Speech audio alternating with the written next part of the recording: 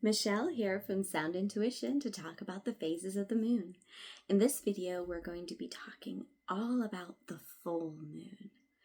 The full moon is the culmination point.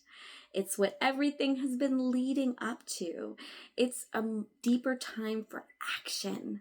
So to put those steps into action, we've been starting to put it into action, and this full moon really culminates things so that we feel more energized. People can feel a little bit crazy. In all different ways. Like, crazy isn't always like a bad thing. It can be like like I'm just full of, energy during this full moon. And that's the full moon affects the tides.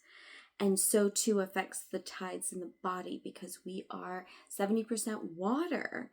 We are mostly water. So the full moon affects the tides in the ocean, the tides in the water. So too does it affect the waters within us. The full moon is a time where the sun and moon are perfectly aligned on either side of the earth.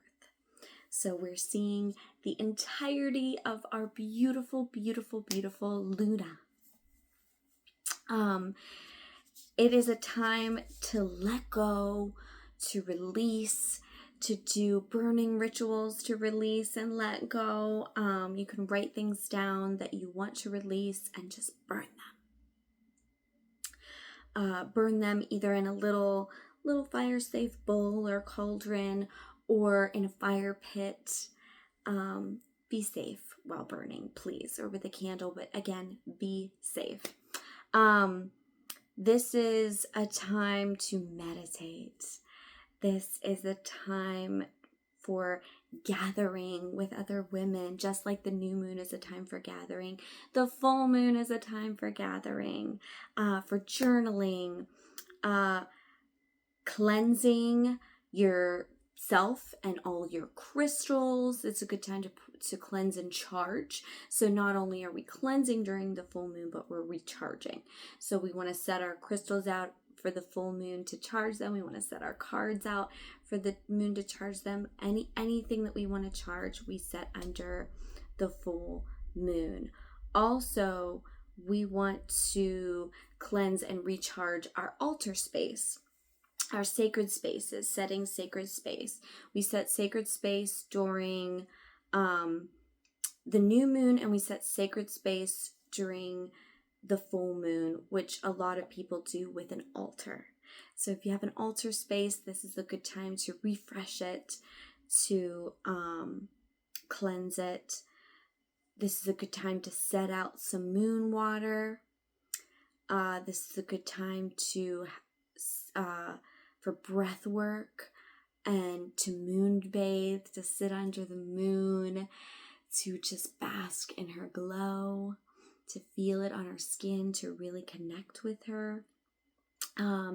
This is a time for gratitude, to really be grateful for everything that you have, all this culmination, all this excitement. This is a good time for doing creative projects like making candles, doing crafts, dancing, moving your body, somatic dance, beautiful dance, any kind of dance under the moon, inside, outside, dancing, movement of any kind is so good to do during this full moon, and even better to do it with others that feel that moon energy as well.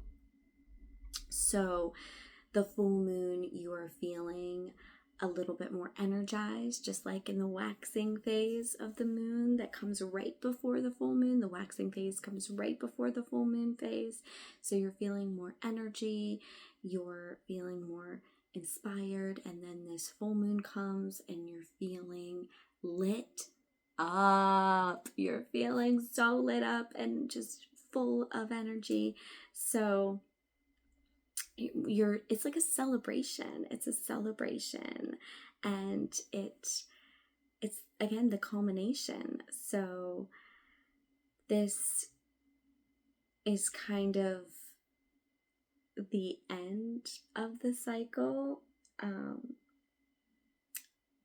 it's kind of starts the end of the cycle, because then we get into the waning phase that takes us to the new moon phase, and the new moon phase is the fresh start, the start of the cycle.